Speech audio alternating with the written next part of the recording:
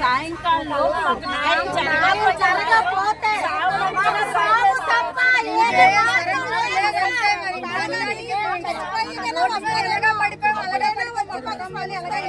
కాబట్టి కాదు మా కుటుంబాలు ఎలాగా రోడ్డుని పడేసుకున్నాం, మా పిల్లల్ని మేము అందరినీ రోడ్డు పాలు అయిపోయాం.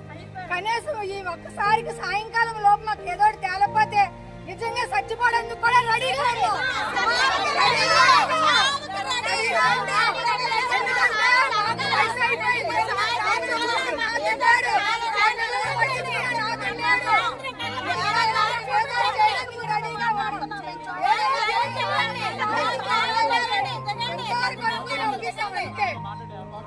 మేము పిల్లల్ని పత్తులుంచుకొని మేము చూడలేము సార్.